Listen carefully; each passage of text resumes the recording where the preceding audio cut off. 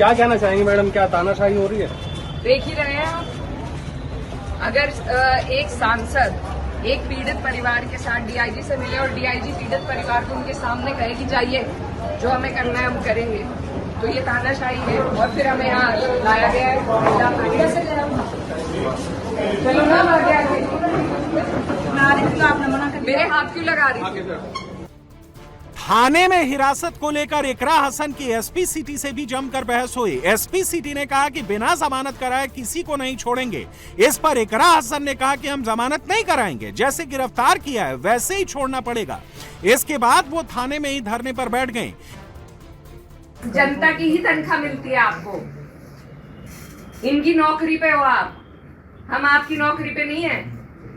वो जो लापता लोग हैं वो कहाँ हैं, उनकी जानकारी दीजिए हमें।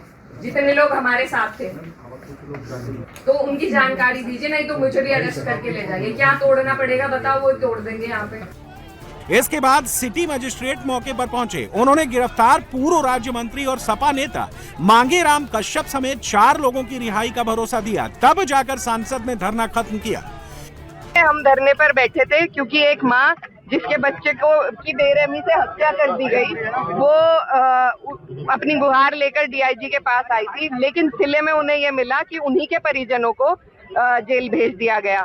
मैं भी वहां पर उनके साथ थी। मुझे महिला थाने में ले जाया गया, उन्हें दूसरे थाने में, और उन्हें वहां से जेल में भेजा गया। तो ये सरासर तानाशाही थी कि उन्हीं लोगों को जो अपनी गुहार लगाने आए उन्हीं को आपने जेल में बिठा दिया। अगर आज पीड़ित की भी नहीं सुनी जाएगी तो सुनेगा किसकी है प्रशासन? और ये यहाँ की जो कानून व्यवस्था है उस पर एक बड़ा प्रश्न चिन्ह खड़ा होता है। जो सरकार बार बार कानून व्यवस्था की दुहाई देती है, आज ये कानून व्यवस्था उनके सामने है। ये राम राज्य है, ये राम राज्य है जिसमें पिछड़े समाज के लोग या जो शोषित समाज है उनसे जो लोग आ रहे हैं उनके साथ ये दुरुपयोग हो रहा है। ये महिला कोई मुसलमान महिला नहीं थी, उनके लिए तो अलग ही कानून चल रहे हैं। कश्यप समाज से थी और हमेशा भाजपा को वोट देते आए हैं, उनके साथ ये हुआ है आज। तो ये आज जनता के सामने है कि कैसे जो लोग इनके भी लिए वोट देते हैं उनके साथ भी किस तरीके से अन्याय और नाइंसाफी ये सरकार करती है। ये किसी की नहीं है।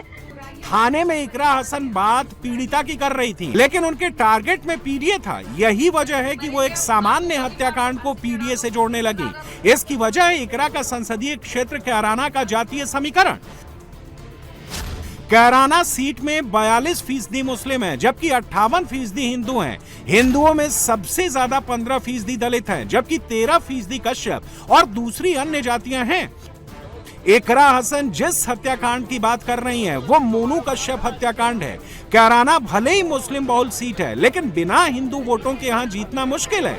इसलिए कश्यप के रूप में इकरा के हाथ बड़ा मुद्दा लग गया है, जिसे वो छोड़ना नहीं चाहती। प्रकरण था हमारे जिला शामली का, जहाँ पर एक लड़के की हत्या हुई थी। उनकी माताजी और उनके और जो परिजन थे उनके साथ मैं डीआईजी साहब के पास आई थी। हम बाकायदा टाइम लेके आए थे उनसे मिलने के लिए।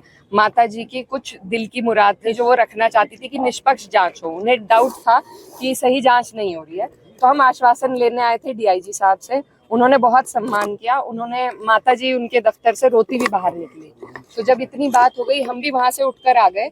बाहर खड़े होके हम एक दूसरी एप्लीकेशन बनाने की बात ही कर रहे थे, इतने में वहां भी पुलिस आ गई। फिर जाहिर सी बात है हमारी उनसे बहस हुई कि यहाँ खड़ा रहना भी अपराध है। क्या पीड़ित परिवार डीआईजी के दफ्तर के गेट पे भी नहीं खड़ा हो सकता है? क्या अपनी गुहार लगाने हम कहाँ जाए? आखिर अधिकारी पीड़ित लोगों की बात सुनने के लिए ही तो बैठे हैं। बाकायदा टाइम लेके हम गए हुए हैं, तो हम बाहर खड़े होकर अगर बात कर रहे हैं तो उस पर इन्होंने ये पूरा ड्रामा रचा है। मुझे वहां से महिला थाने ले जाया गया ये बोल के कि हमने रोड ब्लॉक किया है। हालांकि हमारे पास भी सारी रिकॉर्डिंग मौजूद है, कोई रोड 1 मिनट भी नहीं रुका।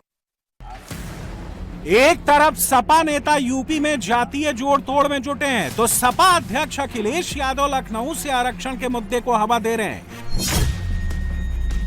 पीडीए आरक्षण ऑडिट रिपोर्ट जारी कर रहे हैं। बीजेपी पर दलितों और पिछड़ों को रिजर्वेशन नहीं देने का आरोप लगा रहे हैं। वर्चस्ववादी आरक्षण की खुली डकैती करके भी ये भी साबित करना चाहते हैं कि अगर हम संविधान की आरक्षण की व्यवस्था सीधे समाप्त नहीं कर सकते हैं तो क्या उसे दूसरे रास्ते से नकार तो सकते हैं।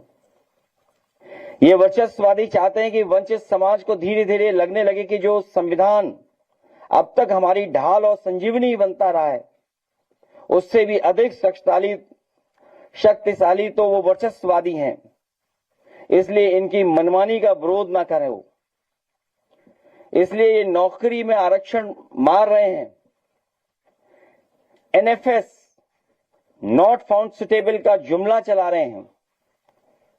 लेटरल एंट्री से पिछले दरवाजे से अपने वर्चस्ववादी लोगों को सेट करने में लगे हैं, जिससे सब जगह इनके लोग हो जाएं और आरक्षण की मांग धीरे धीरे कमजोर पड़ती जाए। भाजपा संवैधानिक आरक्षण के मामले में सत्ता का फाउल प्ले खेल रही है।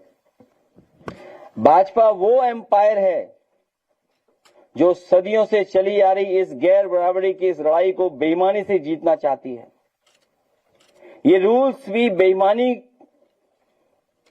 कर रही है और डिसीजन में भी